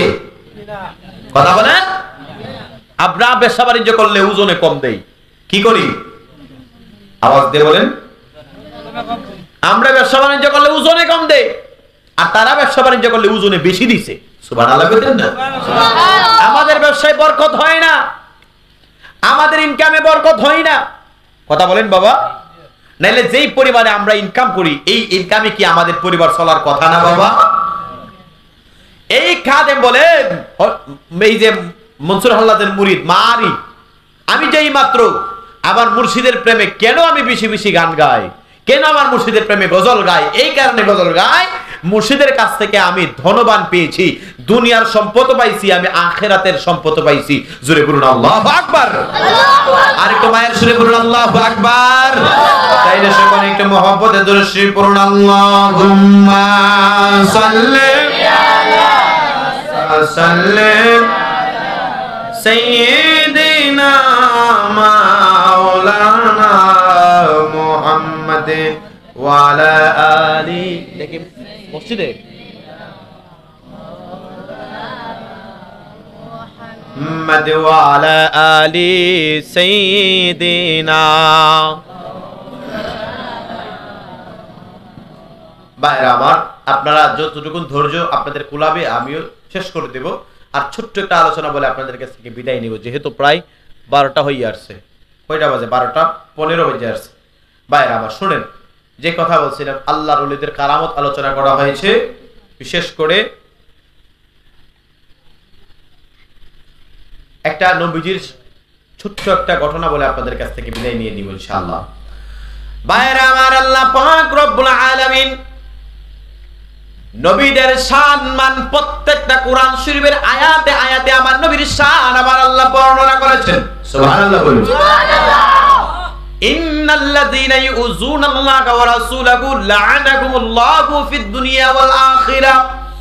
আমার আল্লাহ পাক রব্বুল আলামিন ডাক দেয়া বলেন, নিশ্চয় আমি আল্লাহ এবং আমার প্রিয় হাবিবেরকে যারা কষ্ট দিবে তাদের জন্য দুনিয়া এবং আখিরাতে আল্লাহর পক্ষ থেকে লানত। বলুন সুবহানাল্লাহ। এ মুসলমান বাবা ভাইরা, আল্লাহর নবী রাহমাতুল লিল আলামিন নবীজির একটা ছোট্ট একটি মুআজিজা বলে আপনাদের ভারতের মানুষের কাছ থেকে আমি বিদায় আরজ করব। এ বন্ধুরে আমার, এই আমার ভাইরা, বন্ধুরা, বাবারা, আল্লাহর নবী রাহমাতুল লিল আলামিন নবীজির শান মান আমার আল্লাহ কেমন করে বানিয়ে দিয়েছেন। ওয়া রাফা'না লাকা যিকরাক, আমার আল্লাহ নবীজির শান মান উর্দে করে দিয়েছেন। বলুন সুবহানাল্লাহ।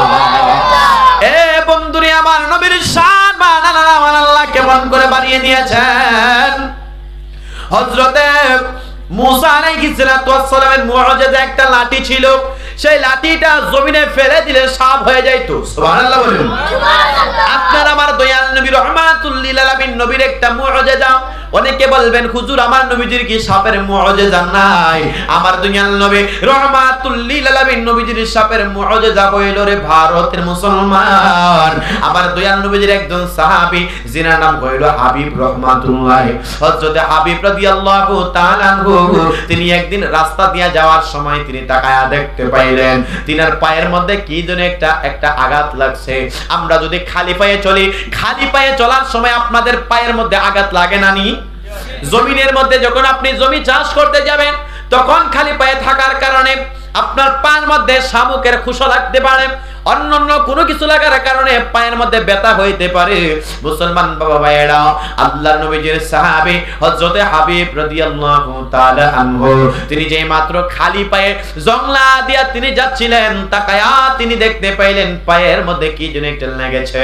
লাগার কারণে তিনি একটু ব্যথা পাইলেন। পাওয়ার কারণে তিনি বাড়িতে গেলেন। বাড়িতে যাইয়া মায়ের কাছে বললেন, মা, সকলে আওয়াজ দিয়ে বলেন মা। লজ্জা করেন কেন বাবা? জুড়ে বলেন মা। আরেকটু মায়ার শুনে বলুন মা।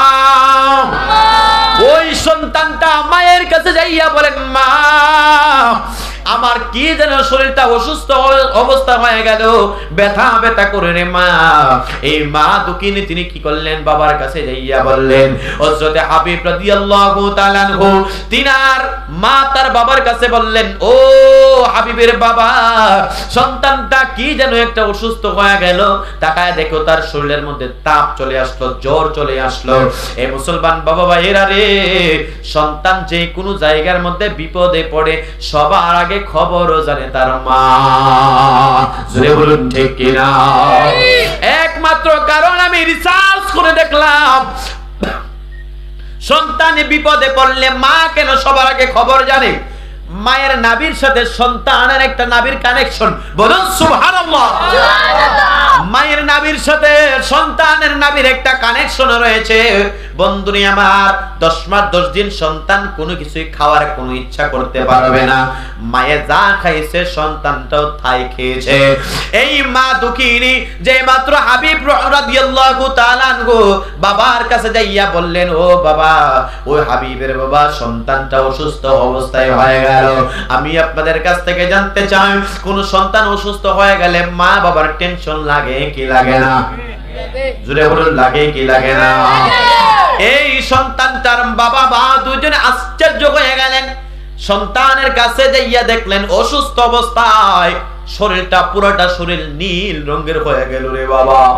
এমন একটা নীল রঙের হয়ে গেল, নীল রঙের হয়ে যাওয়ার কারণে পুরোটা শরীরের মধ্যে যেন বিশ্বে নীল হয়ে গেল।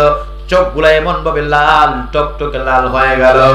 এই অবস্থায় হযরতে হাবিব রাদিয়াল্লাহু তাআলা আনহু তিনি সুন্দর করে নামাজটুকুন আদায় করেছেন জামাতে। বলুন সুবহানাল্লাহ। আল্লাহ কোরআনে বলেছেন, ওয়া আকিমুস সালাতা ওয়া আতুজ যাকাতা ওয়ারকাউ মা'আর রাকিঈন। আল্লাহ বলেন, আমি আল্লাহ কোরআন শরীফে 82 বার নামাজের কথা বলেছি বান্দাকে নামাজ পড়ার জন্য। বলুন সুবহানাল্লাহ। নামাজ ব্যতীত ওলি হওয়া যায় না, নামাজ ব্যতীত বন্দেগী চলে না। সকল ইবাদতের মূল হচ্ছে নামাজ। বলুন সুবহানাল্লাহ। নবী মান্না নামাজ পড়বে, লাভ হবে। যেই আমলে নবী নাই সেই নামাজ কবুল হবে না। মুসলমান এরপর তিনি নামাজ আদায় করেছেন, নামাজ আদায় কইরা অসুস্থ অবস্থায় এশার নামাজ পড়ে তিনি শুয়ে গেলেন। সারাটা শরীর আস্তে আস্তে আস্তে আস্তে আস্তে আস্তে নীল হয়ে গেল। চক্ষু দুইটা লাল টক টক টকবক সূর্যের মতো হয়ে গেল। মুসলমান বাবা মায়েরা, এই চক্ষুটা লাল, শরীরটা নীল হয়ে গেল। বাবা মা কান্দে নাকি হাসে? হাসতে বলে বাবা মা এমন একটা অমূল্য সম্পদ। আমার আল্লাহ কোরআনে ডাক দিয়া বলেন, وَقَضَى رَبُّكَ أَلَّا تَعْبُدُوا إِلَّا إِيَّاهُ وَبِالْوَالِدَيْنِ إِحْسَانًا। বলুন আল্লাহু আকবার। এ মুসলমান বাবা ভাইরা, আল্লাহ বললেন বাবা মা যেন শব্দটা উচ্চারণ না করে। আজকে আমরা বাবা মা বৃদ্ধ হয়ে গেলে তাদেরকে একটা নতুন বউ পাইয়া বাবা মারে আলাদা কইরা দেয়, আছে কিনা? বাবা মা যদি কষ্ট পায় আল্লাহর আরশ পর্যন্ত কেঁপে ওঠে। মুসলমান বাবা মাকে যারা কষ্ট দিয়েছেন এই ব্যক্তিটা কোনোদিন আল্লাহর ওলি হতে পারবে না। বাবা মা হচ্ছে ইবাদতের সেন্টার। বাবা মা কি? বাবা মা যদি কোন সন্তানের উপর নারাজ থাকে এই ব্যক্তিটা জাহান্নামে যাওয়ার জন্য যথেষ্ট। বাবা মা যদি কোন সন্তানের উপর রাজি থাকে এই লোকটা তার দু জাহান কামিয়াবি হয়ে যাবে। বলুন সুবহানাল্লাহ। এ মুসলমান বাবা ভাইয়েরা, এই হাবিব তিনার মা বাবা সারা রাত বেবি কান্নাকাটি করলেন। এই দিক দিয়ে পানি পড়া খাওয়ায়, এই দিক দিয়ে অনেক ধরনের কাজকর্ম করে, কোনোভাবে কোনো লাভ হচ্ছে না। হঠাৎ কইরা আল্লাহর এই বান্দা হাবিব রাদিয়াল্লাহু তাআলা আনহু সকাল পর্যন্ত ফজর যখন মসজিদের মধ্যে আযান হয়ে গেল, আসসালাতু খায়রুম মিনান নাউম, আসসালাতু খায়রুম মিনান নাউম, মুয়াজ্জিন আযান দিয়ে দিলেন। এই আযান শোনার পরে তিনি কি করলেন? ছেলেটারে অসুস্থ অবস্থায় দেখেন কি অবস্থা। সাহাবায়ে কেরামের ঈমান কত মজবুত ছিল। এত অসুস্থ হওয়ার পরেও তিনি নামাজটুকু আদায় করেছেন জামাতে। বলুন সুবহানাল্লাহ।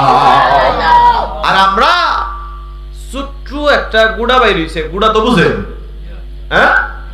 ছোট্ট একটা গুড়া বাইর হইছে, এটার কারণে আমরা নামাজ ছেড়ে দিই। আসেনি?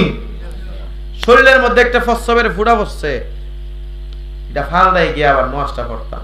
থাক, ইমাম সাহেব যে গাইলো, আব্দুর রহমান নামাজ আয়ো, হুজুর লঙ্গিটা ফাক না। আসেনি? কথা বলেন না কেন? সাহাবায়ে কেরামের ঈমান কত মজবুত ছিল। তখনকার সময় মসজিদে এত টাইলস ওয়ালা ছিল না, এয়ার কন্ডিশন ছিল না, মসজিদ এত জাকজমক ছিল না। আজকে দেখলাম বাংলাদেশে 12 কোটি 14 কোটি 20 কোটি, ভারতে 25 কোটি টাকার জন্য মসজিদ করে। কি করে? কিন্তু মুসল্লি 12 জন। কয়জন? 12 জন। এই মসজিদ রাখার দরকার আছে? ভেঙে ফেলে মসজিদ, দরকার নাই তো সেই মসজিদ। যেই মসজিদে মুসল্লি থাকবে না সেই মসজিদ রাখা দরকার আছে? কথা বলেন। যুক্তি বুঝবেন। যেখানে নামাজ পড়লে মুসল্লি হবে, এটা হচ্ছে মসজিদ কার ঘর? জোরে বলেন, কার ঘর? আল্লাহর।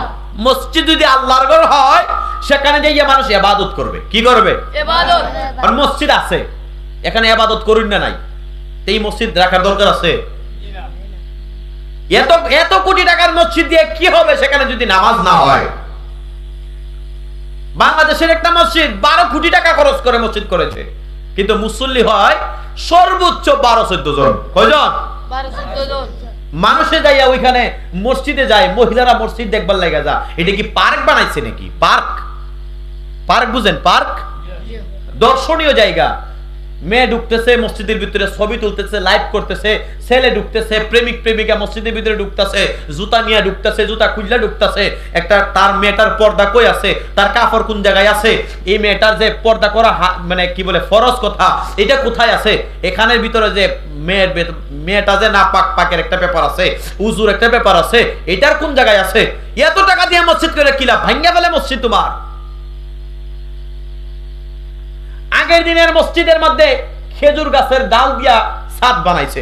কি বানাইছে? আস্তে বলেন। খেজুর গাছের ডাল দিয়া ছাদ বানাইছে, কিন্তু ওইখানে মুসল্লি জায়গা দেওয়া গেছে না। সুবহানাল্লাহ বলেন।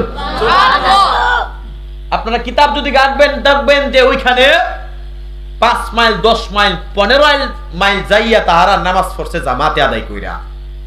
আর বর্তমান সময়ে গড়ের পিছনে মসজিদ, মসজিদে যাইতে মনে মনে ফরমুনে আসেনি। নবীজি বলেন যদি মসজিদের আশেপাশে বাড়িগুলা যদি মেয়ে এবং বাচ্চা না থাকতো, এই বাড়িগুলো আমি আল্লাহ রাসূল আগুন দিয়ে পুরাই দিতাম। সাহাবায়ে কেরাম থরথর করে কাঁপে বললেন, ইয়া রাসূলুল্লাহ, এর কারণ হচ্ছে, নবী বলেন, এই মসজিদের আজান শোনার পরেও যে মুসল্লিরা বাড়ির পাশে মসজিদ থাকার পরেও নামাজে আসে না, এই কারণে আমি নবী তাদের বাড়িতে আগুন লাগাই দিতাম। সুবহানাল্লাহ বলেন। নামাজ কেমন একটা দামি জিনিস। আমার নবী মেরাজে গেলেন, উম্মতকে নামাজ আনলেন বড় ইবাদত গুজার করার জন্য। 50 ওয়াক্ত নামাজ যদি দিত আল্লাহ, তাহলে মনে হয় বালাই দিত। 24 ঘন্টার মধ্যে আমার আলেম ভাই একটু খেয়াল করবেন, 50 ওয়াক্ত নামাজ যদি আমার আল্লাহ দিত, তাহলে এই মসজিদ থেকে আর বাইরে লাগতো না। এটাই জিন্দেগি বন্দেগি। 50 ওয়াক্ত নামাজ। আমার রাসূল কত ইনসাফ করেছেন, কত মায়া করেছেন। যে ব্যক্তি 5 ওয়াক্ত নামাজ পড়বে, 50 ওয়াক্তের নামাজের সওয়াব আল্লাহ দান করে দিবে। সুবহানাল্লাহ। 6 মাস রোজা, কয় মাস? 6 মাস রোজা যে ব্যক্তি পড়তো, এই ব্যক্তির কি আর শরীর বলতে কিছু থাকলোই না? 1 মাস রোজা হইতে বেচারা তাহে না, ঘরের মধ্যে দরজা জানালা লাগাইয়া মসজিদের ইমাম সাহেব খাওয়া শুরু করে। বাংলাদেশের কথা বলছি, আমার নিজের চোখে দেখা, অবিশ্বাস করতে পারবেন না। একই সাথে মাদ্রাসায় পড়েছে মসজিদের ইমাম সাহেব। আশ্চর্য কথা, গীবত হলে আল্লাহ মাফ করেন, বুঝানোর স্বার্থে বলি। মুসলমান দরজা জানালা বন্ধ কইরা ঘরের মধ্যে খাইতেছে, আবার মুখটা এমন ভাবে ফুটটা বাইর হয় মনে হইতাছে যে 3 দিন ধরে না খাই হয়েছে। আসেনি? এই বাটফার অগলের লেগে রোজা আইছে না, রোজা আইছে কার লেগে জানেন? গরিব মানুষের লেগে। না খায়া, সেহরি না খায়া রোজা রাখে গরিব মানুষ। এই কথা বলেন। সেহরি না খায়া রোজা রাখে গরিব মানুষ। ইফতার করতে পারে না, বালা একটা জিনিস দিয়ে ইফতার করতে পারে না। খেজুর 160 টাকা দাম, ভালো খেজুরটা, এটা দিয়ে ইফতার করতে পারে না। অথচ গরিব মানুষরা বালা রোজা রাখে, ধনী মানুষ এত বড় আইটেম না খায়, এত বড় আইটেম। তার জন্য সেহরি আর ইফতার হইছে রোজা। ইচ্ছা মতো করে ডাহিটার মতো খাইবো, আর সারাদিন ছবিও দেখবো, মুভিও দেখবো, আবার নাটকও দেখবো, হিন্দি সিরিয়ালও দেখবো, বাহুবলী সিনেমাও দেখবো।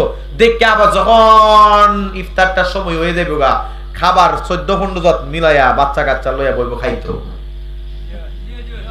আসেনি? আসেনি? এই কারণে আমার রাসূল বলেন, ধনীর চাইতে গরিবরা 500 বছর আগে জান্নাতে যাবে। সুবহানাল্লাহ। আর জোরে বলুন সুবহানাল্লাহ। এইরকম ধনী সবকিছু একরকম না। কিছু ধনী আছে, এই ধনীর মারফুতাইতরা তারা নিজে খায় লাইব অনেকগুলা।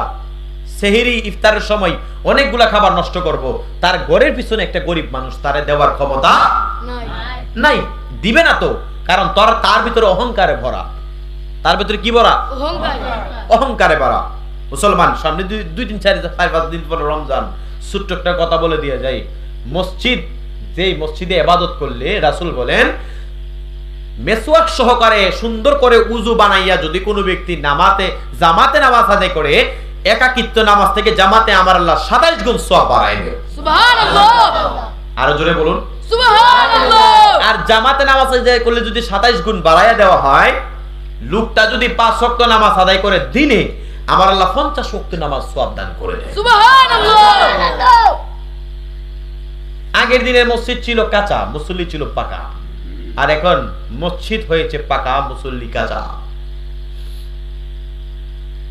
মুসলমান, আপনার কষ্ট পাইতেছেন? রমজান মাসে একটা ইবাদত, কেউ যদি রমজান মাসে সূরা ফাতিহা তেলাওয়াত করে, অন্যান্য মাসে সূরা ফাতিহা তেলাওয়াত করার ফজিলত একটু জেনে যান।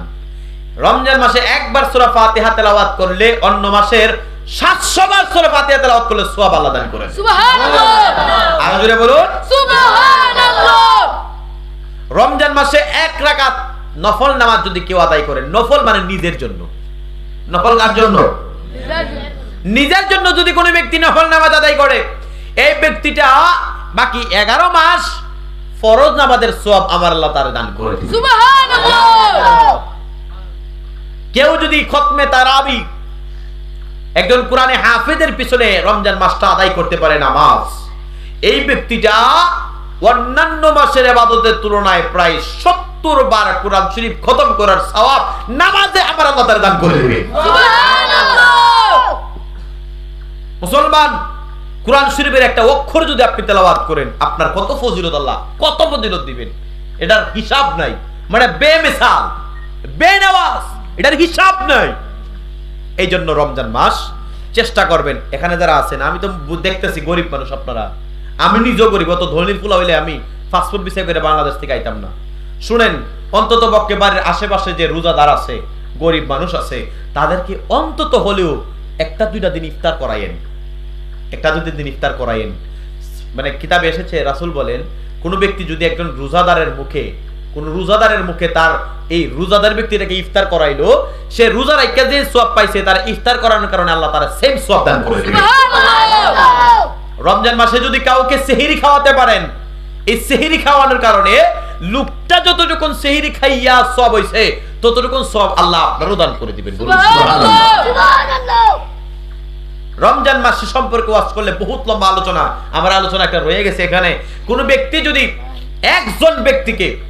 একজন ক্ষুধার্ত ব্যক্তিকে মাত্র একটা শরবত দ্বারা ইফতার করাইলো, আমার রাসূল বলেন এই ব্যক্তিটা যেন জান্নাতের শরবত তার জন্য অনিবার্জিত হয়ে গেল। সুবহানাল্লাহ। এই জন্য আসুন আমরা রমজান মাসের দিকে গুরুত্ব দেই। ভাইরা, আমার যে কথা বলছিলাম একটু খেয়াল করেন। হযরতে হাবিব রাদিয়াল্লাহু তাআলা আনহু, তিনি অসুস্থ হয়ে গেলেন, এরপরে তিনি ফজরের নামাজ জামাতে আদায় করেছেন। বলুন সুবহানাল্লাহ। সুবহানাল্লাহ। এ মুসলমান বাবা ভাইরা, হযরতে হাবিব রাদিয়াল্লাহু তাআলা আনহু শরীরটা তিনার নীল হয়ে গেল, দুইটা চক্ষু লাল টক টক টক টক করে। কিন্তু মা বাবা সন্তানে তারা বুঝতে পারে না কোন কারণে চেহারাটা লাল হয়ে গেল। হঠাৎ কইরা তাকায়া দেখতে পাইলেন, বাবা যিনি ছিলেন, বাবার মতো মায়ের মতো আপন তো আর সন্তানের জন্য কেউ হতে পারে না। মা বাবা দুইজনে মনে মনে কয়, কত চিকিৎসা করাইলাম, কোনো কাজ হয় না। এ হাবিব, আমরা তোরে একটা চিকিৎসা করানোর জন্য চলে যাই। বলে, আয় কোন জায়গায় যাইবা? সন্তানটারে দুইটা মা বাবা বোর করে করে আমার দয়াল নবীজির দরবারের মধ্যে হাজির হয়ে গেলেন। বলুন সুবহানাল্লাহ। আমার রাসূলের দরবারে হাজির হইয়া ডাক দিয়া বলেন, ইয়া রাসূলুল্লাহ, ইয়া হাবিবাল্লাহ, আমি হাবিবের আব্বার সালামটুকুন আপনি কবুল করুন। আসসালাতু ওয়াসসালামু আলাইকা ইয়া রাসূলুল্লাহ, আসসালাতু ওয়াসসালামু আলাইকা ইয়া হাবিবাল্লাহ। এমন করে করে সালাম দিলেন নবীর দরবারে। আমার রাসূল সালামের জবাব নিলেন। আমার নবীজি ডাক দিয়া বলেন, এ হাবিব, নবীজির উম্মত যেই মাত্র নবীজি দেখলেন তাকায়া দেখতে পাইলেন শরীর পুরাটা শরীর নীল হয়ে গেল। কেমনে নীল হইল? বিশ্বে নীল হয়ে গেল। মনে হচ্ছে কিছুক্ষণের মধ্যে ইন্তেকাল করবে রে মুসলমান। আমার নবীজির কাছে যেই মাত্র বসাইলেন, বসানোর পরে এই হাবিবের আব্বা বলেন, ইয়া রাসূলুল্লাহ, ইয়া হাবিবাল্লাহ, ও মায়ের নবী, দয়ার নবী, সন্তানের এই অবস্থা হয়ে গেল, কিছুই বুঝতে পারলাম না। আমার রাসূলকে আমার আল্লাহ জানাই দিলেন, প্রিয় হাবিব, আপনি দয়া করে এই আপনার উম্মতের, আপনার সাহাবীর চিকিৎসা করেন। ইয়া রাসূলুল্লাহ, আপনি তাড়াতাড়ি আপনার প্রিয় সাহাবীর চিকিৎসা করেন।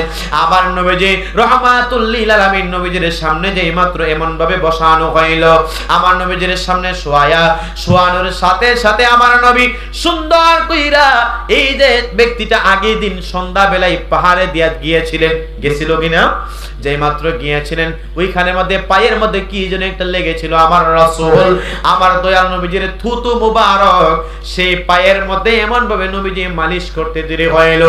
আল্লাহর কুদরত বোঝা যায় না মুসলমান, ম্যাজিকের মতো সুরাটা শরীর নীল থেকে আগের মতো আবার স্বাভাবিক হইতে দেরি হয় না।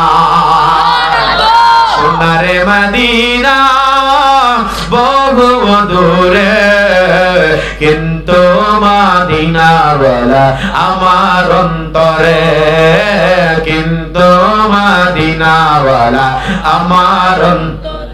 এই আমার মন কাঁদে রে, প্রাণ কাঁদে রে, মদিনা মদিনা বলে জিকির করে রে, বলো না মদিনা মদিনা বলে। মদিনার নবীজির থুতু মুবারক লাগার সাথে সাথে ভালো হয়ে গেল মুসলমান। আমার নবীজির কাছে এই হাবিব রাদিয়াল্লাহু তাআলা আনহুর বাবা বলেন, ইয়া রাসূলুল্লাহ, ইয়া হাবিবাল্লাহ, সন্তানের এত বড় অসুস্থতা হওয়ার একটু কারণটা আমি জানতে চাই। আমার নবীজি ডাক দিয়া বলেন, এ হাবিবের আব্বা, তোমার সন্তানটা গতকালকে একটা জঙ্গলার ভিতরে দিয়ে যাওয়ার সময় তার পায়ের মধ্যে যে ব্যথাটা লেগেছিল, সেই ব্যথাটা কি জানো নেই? বলে না হুজুর, একটু যদি জানাই দিতেন। আমার আল্লাহ আমার রাসূলকে জানিয়ে দিয়েছেন, এ হাবিবের আব্বা, এই সন্তানটা পায়ের মধ্যে যে ব্যথাটা লেগেছিল, এই ব্যথাটা হচ্ছে একটা সাপের ডিম। কি? আস্তে বলেন। একটা সাপের ডিম। সেই সাপের ডিমটা তার পায়ের মধ্যে যে মাত্র সেট করে বিন হয়ে গেল, লেগে গেল, সেই সাপের বিষাক্ত সাপের ডিমের একটা যে শরীরের যে একটা বিষ রয়েছে, সেই ডিমের সাথে তোমার সন্তানের পায়ের মধ্যে ঢুকে গিয়েছিল। হাবিবের আব্বা, সেই বিষ থেকে তার শরীরটা নীল হয়ে গিয়েছিল। আর যদি আধা ঘন্টা এই বিষটা তার শরীরে থাকতো, সন্তানটা জায়গার মধ্যে ইন্তেকাল করত। একবার আওয়াজ দিয়ে বলুন না নাউজুবিল্লাহ। আল্লাহর নবী রাহমাতুল লিল আলামিন নবী বলেন, এ হাবিবের আব্বা, যাও যাও যাও, টেনশন করবা না, তোমার পরিপূর্ণ সন্তানটা সুস্থ হয়ে গেল। কিন্তু দুঃখের বিষয়, শরীরটা যে নীল হয়ে গিয়েছিল সব ঠিক হয়ে গেল, কিন্তু হাবিব বিষের কারণে চোখগুলা লাল হয়েছিল, সেই লালটা যাচ্ছে না। কিন্তু চোখে মুখে আর বেশি করে ভালোভাবে দেখে না, সব কিছু ঝাপসা ঝাপসা দেখে এই হাবিব তার বাবা মাকে বলে, মাগো, ও বাবা, আমি তো চোখের মধ্যে কোনো কিছুই দেখি না। হঠাৎ কইরা সন্তান এইভাবে যে মাত্র কান্নাকাটি শুরু করলেন, আবার এই হাবিবের আম্মা আব্বা দেয়া বলেন, ইয়া রাসূলুল্লাহ, এই সন্তান শরীরটা পরিপূর্ণ সুস্থ, কিন্তু তার চোখের মধ্যে ভালোভাবে দেখে না। আমার নবীজিকে বলেন, ইয়া রাসূলুল্লাহ, আপনি শেষ একটা চিকিৎসা করে দেন। আমার নবী আবার থুতু মুবারক সুন্দর করে যেই মাত্র চোখের মধ্যে মালিশ করে দিলেন, সাথে সাথে আমার আল্লাহ দুইটা চক্ষুকে নতুন করে আগের মতো সুস্থ করতে দেরি করে না। নবীজির হাদিস। এই আমার ভাইরা একটু খেয়াল করো, ইন্নামা আনা কাসিমুন আল্লাহু ইউতি। এখানে মিডিয়া হচ্ছে, ভুল হলে আপনারা আমাকে ধরাই দিবেন। ইন্নামা আনা কাসিমুন আল্লাহু ইউতি, আল্লাহ নবীকে দান করে আর আমার নবী বন্টন করে। বলুন সুবহানাল্লাহ। উম্মতকে নবীজি দেওয়ার ক্ষমতা আছে কিনা নাই? আছে। আল্লাহ যদি নবীকে পাওয়ার দেয়, ক্ষমতা দেয়, আপনার আমার কমতি আছে? কথা বলেন কমতি আছে? আল্লাহ পাক রব্বুল আলামিন ওই নবীদের শানমান বুঝার তৌফিক আমাদের সকলকে দান করুন, জোরে বলুন আমিন। আরেকটু জোরে বলুন আমিন। ভাইরা আমার, আজকের এই প্রোগ্রামে যারা আসলেন বসলেন, এই অগোছালো প্রোগ্রামটাকে আমার আল্লাহ সাকসেস করেছেন। সকলে শেষ বেলায় বিদায় বেলায় আওয়াজ করে বলুন আলহামদুলিল্লাহ। জোরে বলুন আলহামদুলিল্লাহ। ভাইরা আমার, এখানে বলা হয়েছে অল্প কিছু, আপনারা তো যা দান করার করেছেন। একজন ওলির মুকাম, সেই ওলির মুকামের মধ্যে আমাকে ইনভাইট করেছে কে জানেন? হযরত আজকের প্রোগ্রামে যিনি এসেছিলেন এমাদউদ্দিন হুজুর কেবলা, উনি নিজে আমাকে ইনভাইট করেছে, ঠিক না ভাই? তো সেই উনি অত্যন্ত মায়া করে মহব্বত করে সন্তানের মতো দেখে। ভারতে আমি কয়েকজন অভিভাবক পাইছি, অভিভাবক বুঝেন, গার্ডিয়ান। এর মধ্যে এমাদউদ্দিন হুজুর একজন, আজকের প্রোগ্রামে যিনি আসেছিলেন হযরত মাওলানা আলী আহমদ সাহেব, উনি একজন, হযরত মাওলানা এনামুল হক সোনা শাহ মাদ্রাসার উনি একজন, হযরত মাওলানা সারিমুল হক লস্কর সাহেব কেবলা উনি একজন, হযরত মাওলানা ফয়েজ আহমেদ ওনার সন্তান উনি একজন, এরপরে আব্দুল জলিল নিজামী হুজুর কেবলা উনি একজন, আরো কয়েকজন আলেম আছেন ভারতের, যারা আমার গার্ডিয়ান, আমার অভিভাবক। উনারা আমার যথেষ্ট খেয়াল করেন, আলহামদুলিল্লাহ বলে। কারণ হচ্ছে জানেন, ভারত, আপনাদের এই ভারতের আসামের সমাজটা বড় মানে ভালোবাসার মানুষ। আপনারা তো বাংলাদেশের ছিলেন না, সিলেটে ছিলেন না আপনারা? আপনারা ইতিহাস একটু খেয়াল করলে জানবেন, বর্ডার যখন না ছিল তখন আপনারা আমাদের সিলেটের সাথে সংযুক্ত ছিলেন, যে কারণে সিলেটের ভাষাটা আপনাদের আমাদের সাথে অ্যাডজাস্ট করা। তো এই যে একটা ভালোবাসা, এই একটা সম্পর্ক আল্লাহ তাআলা আমাদের সামনে, আল্লাহ তাআলা এই বান্দাদের মধ্যে একটা করেছেন। আমরা মুসলিম বিদায় আমাদের একটা পরিচয় আছে, আছে কিনা নাই? একটা রসুনের করা হচ্ছে 10টা 12টা, এক একটা রসুন বেড়ানোর মতো ছড়ায় আছে, তাইয়া জমিনের মধ্যে উঠেনি। তার নিচের যে করাটা, এটা কিন্তু একই। পৃথিবীর বুকে যত মুসলিম আছি আমরা, সকল মুসলমান আমরা রসুনটার মতো পৃথিবীতে ছড়াই আছি, মূলে কিন্তু আমরা এক। আমরা সকলে আদম নবীর সন্তান, বলুন সুবহানাল্লাহ। আমরা হচ্ছে রহমাতুল লিল আলামিন নবীর উম্মত। তাহলে আমাদের মধ্যে একটা ভালোবাসার সম্পর্ক আছে কিনা নাই? আছে। কথা বলেন। আছে। আবার কোন কোন জায়গায় এমন ভালোবাসা দেখায়, মাহফিলের শেষে খাওয়ানো দেয় না। এই ভারতেই, এটা পশ্চিমবঙ্গে বেশি, তবে আসামে আমার এটা কখনো দেখি নাই। এই আসামটাতে এমন দেখি নাই। তবে দরিদ্র হতে পারে মাহফিল কমিটি বা ভালো, কিন্তু এরকম আচরণ খারাপ কোনটাই করে